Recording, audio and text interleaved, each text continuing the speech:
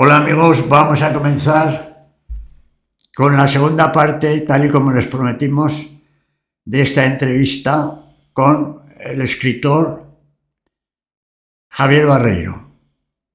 No es lo normal que hagamos entrevistas a doble capítulo, pero yo creo que el personaje lo merecía, y así también habéis manifestado vosotros en los correos que nos habéis metido al pollo al respecto de esta entrevista con este hombre, que es un hombre fulgurante.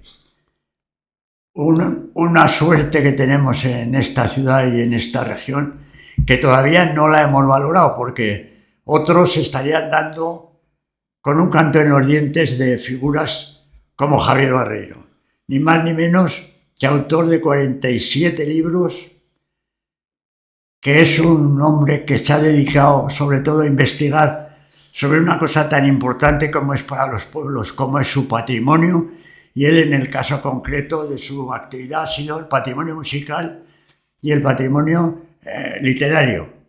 Vamos a recibir por segunda vez, y sin que sirva de precedentes, a Javier Barreiro. Muy buenos días, buenas tardes y buenas noches. Buenas las tres, sí. A ver si son buenas. ¿Qué tal? Bueno, después estamos volviendo del verano y por una parte, por mi parte satisfecho porque he tenido un verano ejemplar, no he salido prácticamente de casa, me he dedicado al estudio, a mí el calor me gusta, el deporte me gusta, tele siempre con historias, he procurado trabajar todo lo que he podido dentro de las cosas que tengo pendientes, que las tengo pendientes yo, pero a los demás, a la sociedad no le importan mucho, y estoy satisfecho, ya un poco pues con la tristeza, la melancolía otoñal, porque yo soy hombre de verano, de días largos, de calor, y nos sobreviene el maldito cambio de hora, dicen que es el último, siempre he oído lo mismo. Y bueno, pues noviembre con sus tardes decisivamente deprimentes. Entonces yo normalmente me voy de vacaciones al sur, si puedo muy al sur, y si no, pues a La Gomera o algo por el estilo, y evitar al menos durante un mes esta tristeza de estos días cortos, sombríos.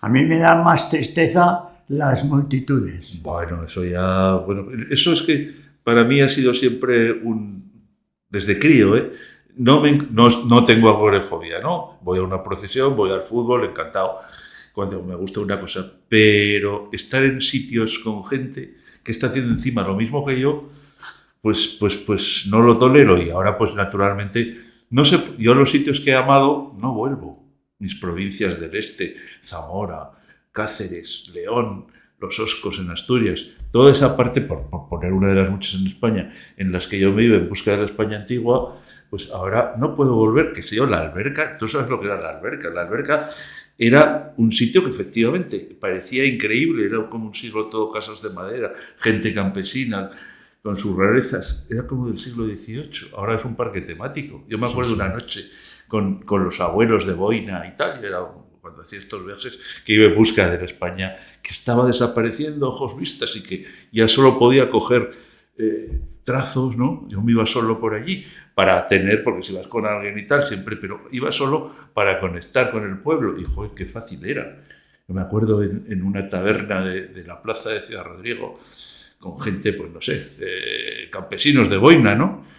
El vino a €1, y allí todos interesantísimos en qué cojones era yo, y encima les cantaba jotas berridos de jota, voz en grito, y les parecía una cosa maravillosa, y a mí también. Bueno, pues eso, no voy a volver a la alberca, ni voy a volver a ningún sitio que me ha gustado, y que ahora estaré rodeado de turistas, o sea, además de viejos, porque los turistas son viejos. Bueno, pues abundando en este asunto, que luego podemos dedicarle un momento a una reflexión sobre esto del turismo masivo. En Ordesa han puesto autobús y hay 2 carriles de humanos andarines, de tanta gente que va. Hay un lado para ir y otro para volver, y un autobús para llegar hasta el sitio. O sea, algo, cuando los que hemos conocido Ordesa con tienda de campaña al hombro, tienda de campaña de las de Archach, que pesaban 15 kilos, no de estas modernas de ahora. Bueno, que te encontrabas con alguien por allí porque no sabía qué hacer el silbido gomero para decir vamos a echar un vino o algo, bueno, qué cosas, pero es que está toda España igual. Toda España es igual, Da sí, igual, es da igual. igual. O sea, Zaragoza casi es el desierto del Gobi. Sí, yo no sé, Casi. yo no sé qué es lo que ha pasado, que nos ha dado. Esto debe ser el primer mundo, Bueno. que nos hace gastar las perras yendo a ver Pero lo es que en ven el todos. segundo, ¿cuántos habitantes? Cuando oyes los habitantes que tiene Bangladesh o Nigeria, o por supuesto la India, dices, pero ¿cómo puede haber esa cantidad de personas en un sitio tan feo? Sí, pero no vienen aquí. De momento. Bueno, aunque ahora para el Pilar veremos la mayor concentración de seres humanos por metro cuadrado que veamos en toda nuestra vida. Yo me voy. Yo también procuro irme siempre. Yo no sé cuántos años hace. A no ser que tengo una entrevista como... No. Yo he tenido la suerte por un lado y la desgracia por otro de haberme cascado 15 años seguidos retransmitiendo la ofrenda de la Virgen del Pilar. 15 años por pelotas, desde las 4 de la mañana hasta las 10 de la noche. Pero sería un gran negocio para tu economía. Sí, tararí, era un gran negocio. Era pues porque creíamos que estábamos haciendo el más allá de las telecomunicaciones, porque fue la primera vez que se transmitía vía satélite, por internet. Y nosotros nos creíamos que estábamos haciendo... Que eso le importaba a alguno. Y no nos importaba ni a nosotros. Pero bueno, una cosa terrible. Bueno, vamos a ir al grano. La cultura popular, ¿cómo fuente constante de inspiración? ¿Cómo tenemos ese apartado? ¿Sigue siendo la cultura popular para ti? Pues sí, porque bueno, uno es hijo de sus vivencias. Y entonces yo, como soy un chico que nació en los 50, un chico no, un anciano repugnante que nació en los 50, yo viví lo que viví. Esa España era realmente horrible, es decir, estaba llena de cojos, ciegos. Unos podían ser de un bando, otros podían ser de otro, vivirían mejor los que habían sido de un bando que de otro. Animales torturados por todas las esquinas, suciedad, prostitución de tercera línea. Pues bien, pero eso convivía como los extremos se tocan, y como sabes es el principio de la sabiduría hermética, y no hay otra verdad que pueda ser enunciada, porque todas las demás verdades tienen algún matiz que las puede hacer mentirosas, pero que los extremos se tocan. Y por otro lado era una España llena de casas con parra, de campesinos que parecían sacadas de un cuento del posromanticismo, de gentes de una bondad. Y fíjate que luego estaban fuera los exiliados, que en cierto modo no te diré que eran mejores, porque ahí había de todo. Estaban, como los extremos se tocan en el siglo, estaban los mejores y los peores. Y entre los mejores me quiero referir a los viejos anarquistas, a los que conocí ya en la última época, muchos que eran personas de una bondad, que habían pasado por la miseria de jóvenes, por la represión, por la tortura, por la injusticia, por todo, y seguían teniendo la idea, como decían ellos, en el alma, ¿no? Bueno, pues podíamos hablar de muchas cosas. Entonces, yo, la familia pues pequeña, clase media, mi madre decía que alta, mi padre decía que baja, los extremos se tocan, o sea, media. Y bueno, pues, pero conocí muy bien el campo, conocí muy bien a la gente, que era mi tendencia. Mi tendencia no era convertirme en amigo de las personas de prestigio, sino que a mí me tiraba lo popular, absolutamente lo popular. Y por algo sería, ¿no? Quizá porque ya de pequeño sentía que la injusticia era una cosa que no podía soportar. Por eso me hice, supongo, artista, escritor y demás, ¿no? Y esa España era muy injusta. Y esa España, las diferencias estaban muy marcadas, ¿no? No existían las derechas y las izquierdas, afortunadamente, porque eso es una vieja idea, una idiota idea que nos ha llevado hasta el punto de que hoy se dicen de izquierdas los más reaccionarios y los más parecidos a los felones como Fernando VII. De todas formas, menos mal que le dio a usted la vena popular, porque si no le llega a dar la vena popular a la vista de lo que vemos, madre mía, qué conciudadanos tenemos, los Arimadeus. Arrímate aquí al que te dará todas las ¿cómo se dice eso? Todos los premios y virtudes, y estarás todos los días en las redes sociales, como hay algunos amigos que tenemos. Sí, pero... Porque usted podría estar en cabeza de todos esos.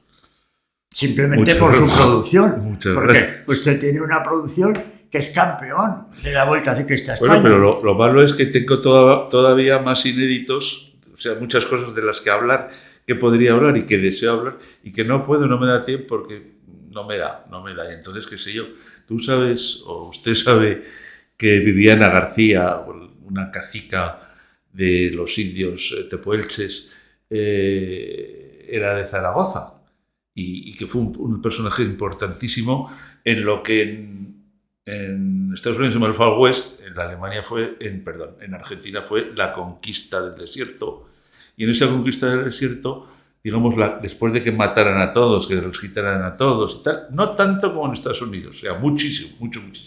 Pues esa señora había nacido en Zaragoza, su familia fue allí, hubo un malón de los indios, era muy frecuente, raptaban a las señoras, mataban a los señores, y esas señoras, hubo muchas, incluso ella, que no quisieron cuando venían el ejército y, bueno, contrarrestados los malones, algunas de ellas no quisieron volver. No, yo me quedo aquí con mis indios y con mis hijos. Estoy mejor. Pues la Viviana García, por ejemplo, es una de esas. Y como a Viviana García, podríamos hablar de tantos otros personajes desconocidos que nadie los ha seguido y que de los pocos que he sacado al exterior y que han sido reconocidos, esos les han hecho un documental.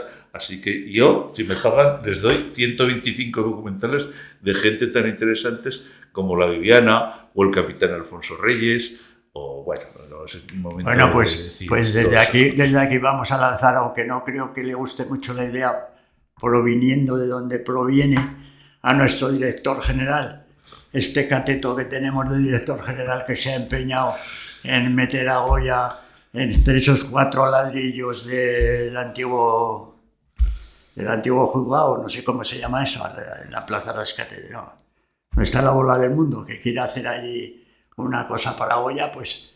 Pues no me he enterado, pero se lo puedes decir a Arturo Ensón, por ejemplo, que también reaccionaría con indignación. Bueno, pues es que, hombre, no sé, un director general de cultura, fíjese usted si puede emplear buenamente sus recursos, que los tiene abundantes, en pagarle a usted porque saque a la luz a toda esa cantidad de aragoneses que tenemos por ahí inéditos, ¿no? Pues sí, la verdad es que es una buena idea. ¿Cómo se llama este señor? Ollokiki. Bueno. Ollokiki le llamamos los amigos, él se llama Olloki, pero bueno, en fin, comunista, por cierto. Qué bueno. Comunista de origen, ahora es PP... ¿Y no ha abominado? No, bueno, abomina diariamente llevándose la nómina. Sí. Bueno, pero es que lo de comunista yo nunca lo he entendido. Yo me acuerdo que en sociología, que era una asignatura que teníamos en Preu, que yo iba con curas, bueno, en los jesuitas que fui yo, que mis pobres padres de clase media me llevaron allí creyendo que sería un buen camino para prosperar. Pues no lo fue. Cuando llegamos a la carrera, resulta que los que venían del instituto sabían mucho más que nosotros y el nivel era bueno. Y bueno, pero entonces me acuerdo que cuando estudiamos en Preu sociología, había una cosa sobre el comunismo, que lo ponía a parir como natural. Y entonces yo le dije al cura, me llamaba el padre Manzano, padre, esto, yo estaba pensando, pero digo, es muy parecido el adoctrinamiento, el que no hay nada fuera de esto y tal y cual, es muy parecido a los comunistas. Y me dijo, usted que debía estar en proceso de transición, sí, tienes toda la razón, no te puedo decir ahora nada, pero un día hablaremos de esto. Bueno, pues el director general tiene una unión con usted, que es jesuita también de origen. O sea que es más fácil. Ya, pero yo no estuve en el seminario, ni en el Partido Comunista, ni en el Partido Popular. No, es de estudiante.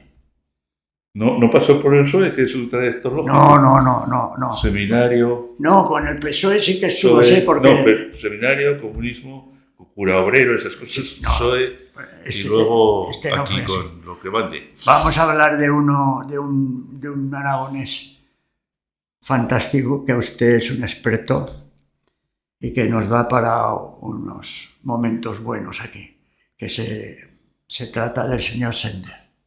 Bueno. Ese señor lo conociste un poco, ¿no? Bueno, claro, y es que prácticamente es... Me acuerdo que el primer libro que leí de él era Las criaturas saturnianas, que no es el mejor, que es un libro sobre Cagliostro, se desarrolla en el siglo XVIII, en la Rusia de la Catalina la Grande. Y no es el mejor de sus libros, es una de sus... hombre, como novela histórica, da ciento y raya todas las que se publiquen hoy. Pero a partir de ese libro, pues bueno, pues empecé a comprar otros, a interesarme y tal. Y bueno, para mí, en primer lugar, a través de él conocí fundamentalmente el anarquismo. Yo no me quiero decir anarquista porque sería lo último, yo soy un pacifista sin remedio. He conocido anarquistas de verdad, fundamentalmente a Francisco Carrasquer, que es el intelectual anarquista, yo creo, más importante de los últimos años del exilio. Y bueno, era gente de una pureza, de una intensidad, de una bondad, sobre todo de una bondad de la que yo estoy muy lejos, ¿no?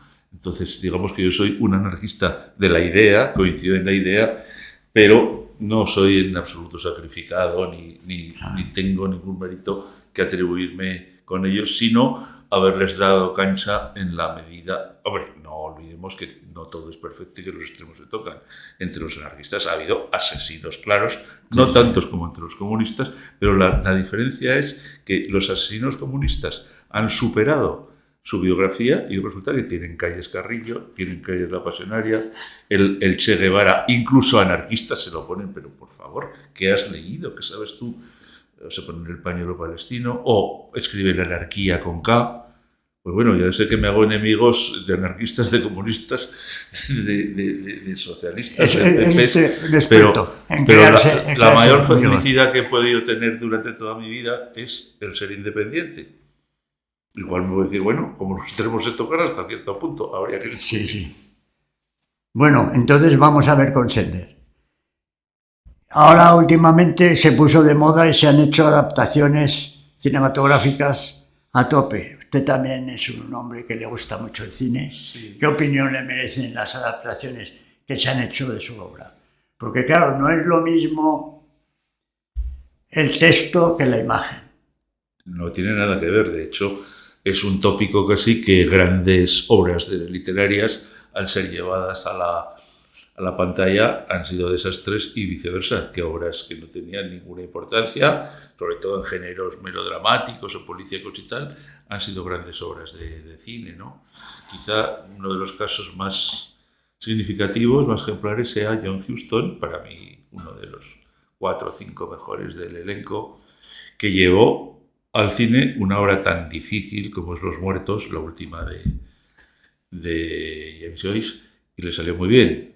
En cambio, llevó Bajo el volcán de Malcolm Lowry, que es otra de las grandes obras de la época, y le salió bastante pesada, ¿no?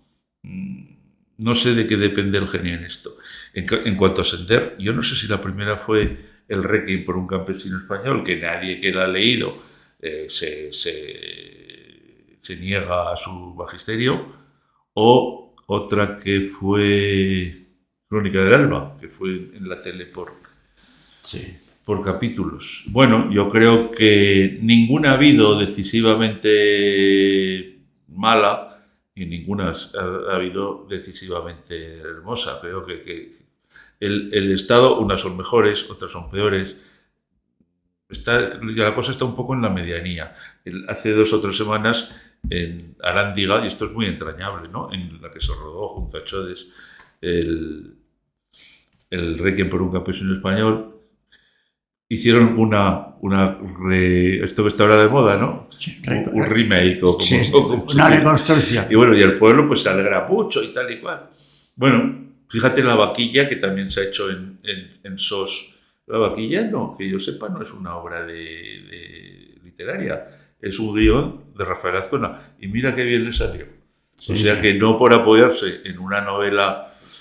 Mira, pues eso, pues Quo Vadis, la vimos en nuestra niñez, es una obra de Enrique Sienkiewicz de 1850 y tantos, y la verdad es que he leído y la he visto, y casi está mejor la película que la novela. O sea que, en general, claro, la primera es la obra literaria, Normalmente, si está bien la obra literaria, el cine va a tener problemas. Son dos géneros totalmente distintos.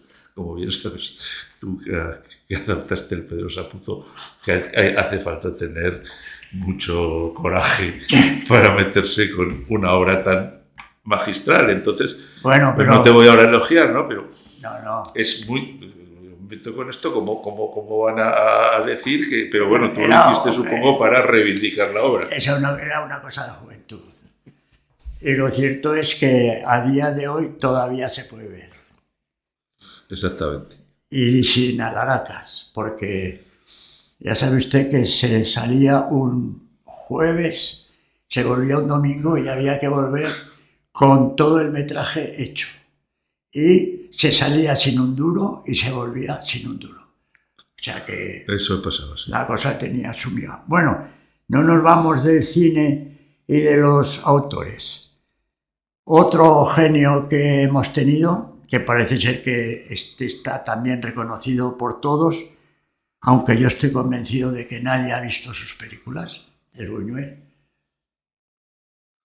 Quiero decir que ahora mismo en la calle usted pregunta y Buñuel lo conoce hasta el apuntador. Pero es que ahora, ¿dónde se puede ver a Buñuel? Yo recuerdo cuando tenía entre 20 y 25 años, veía a Buñuel constantemente en cineclubs. Yo creo que he visto todas. Sí. Desde Las Urdes, las dos surrealistas. Sí. Alguna de las mexicanas no me gustó. Ya no me acuerdo cuál. Pero ahora se pueden ver, claro que se pueden ver. Ahora se puede ver todo. Se puede ver en las plataformas. Entonces, ahora, claro, cuando ves aquella me acuerdo que una del tranvía, que es bastante rara, que es un mediometraje, que es que una pareja de borrachos secuestran un tranvía en la Ciudad de México y van recorriendo la Ciudad de México. Esa la vi en la tele y es maravillosa. El famoso Simeón, el estilita. Qué cosa más bonita. Luego he conocido al que llevaba el grupo de los Sinners, que es el que sale al final en la fiesta y que es un mexicano que también he dado a conocer aquí, que es el pionero del rock mexicano, que es un biólogo maravilloso, que es el que ha escrito sobre la comida de los gusanos, sobre los vampiros y sobre todo lo interesante, que es un humorista y un dibujante magnífico y que además es hijo de José Ramón Arana, que es el gran novelista del exilio después de Sender, el autor del Cura de Almuñézar.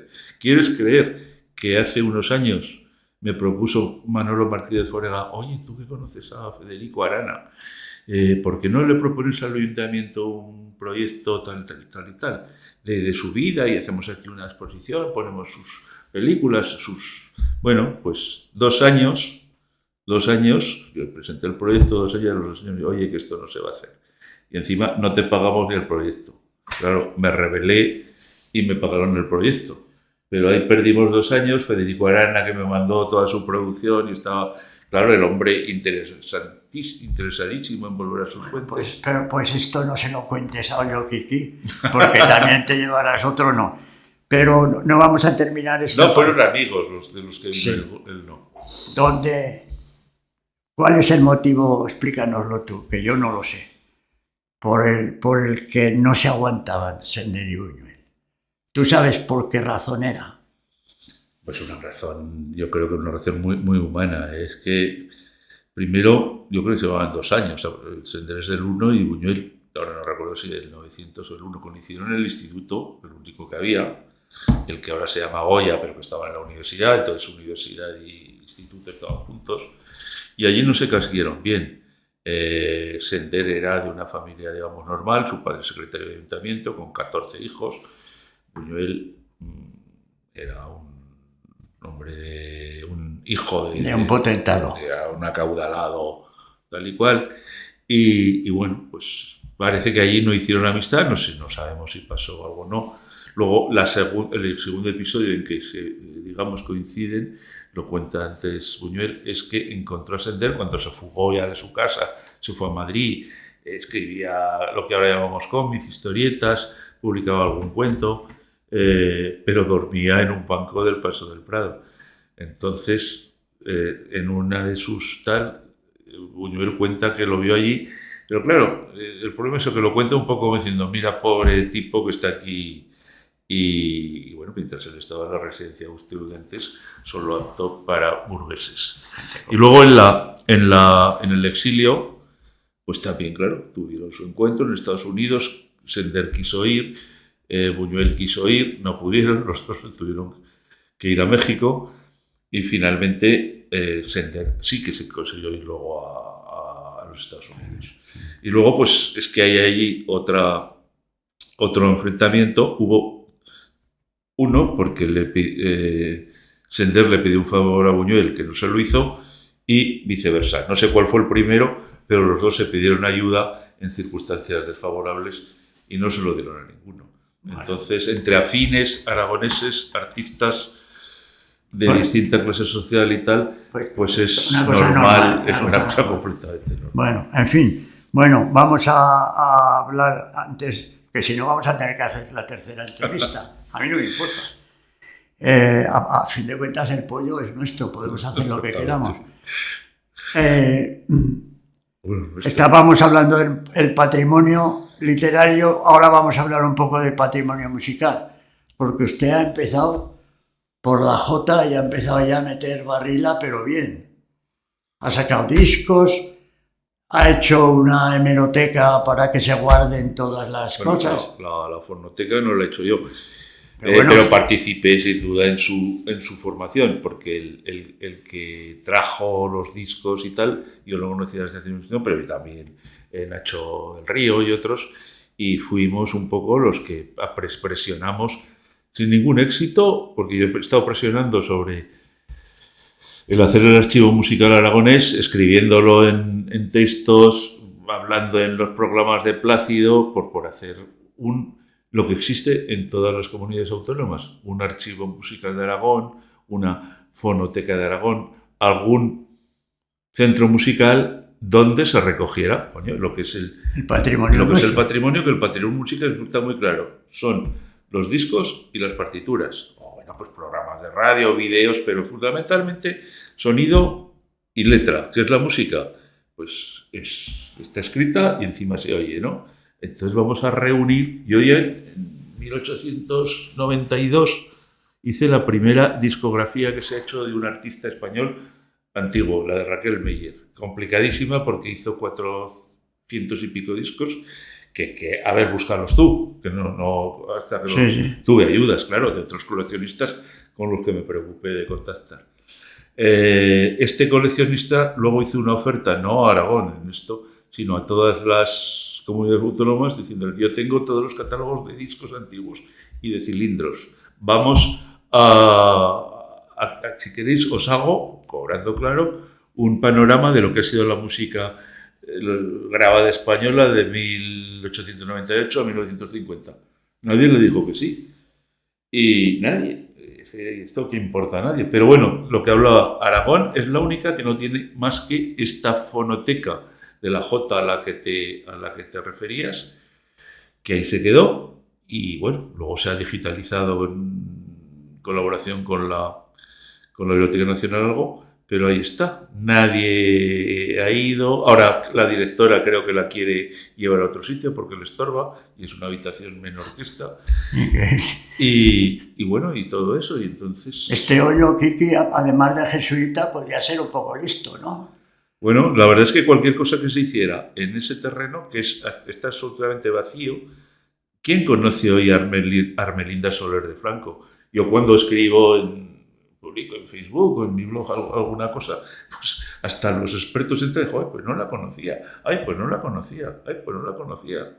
Bueno, pues digo, oye, pues los discos de piedra, por ejemplo, que la gente los está tirando, ahora resulta que son oro. No todavía oro, pero los cilindros, que nadie sabía lo que es un cilindro. A mí me vino un estudiante a casa en el año 1994, por ahí. 1994, que había encontrado en su casa de Barbastro un montón, se había preocupado de saber, de cilindros de cera, y como había leído mi discografía de Raquel Meyer, que no era de cera, que eran discos, pues vino a preguntarme. Le dije: esto es un tesoro, yo no he visto nunca nada igual, 200 y pico cilindros de cera. El primer tango, primera jota, primer flamenco, primeras zarzuelas, primeras grabaciones en España. Y oye, digo, oye, pues esto es una joya. Que vamos, la DGA, en este caso Repuñoen, estaba Juanjo Vázquez, que era amigo mío. Y bueno, pues entonces tuvo la sensibilidad de decir, bueno, nosotros no podemos hacer nada porque los discos no son nuestros, pero haced una asociación, le hicimos la asociación y os damos una subvención, los discos se mandaron los cilindros se mandaron a París, porque no había aquí tecnología, se digitalizaron los 200 y pico y luego, pues la DGA sí que también pagó un libro disco en el que yo contaba, pues este es así, y luego se podían oír las primeras jotas, la primera grabación de Ocarina del Mundo con 20 años de diferencia, y luego a los pocos años pasó otra cosa parecida.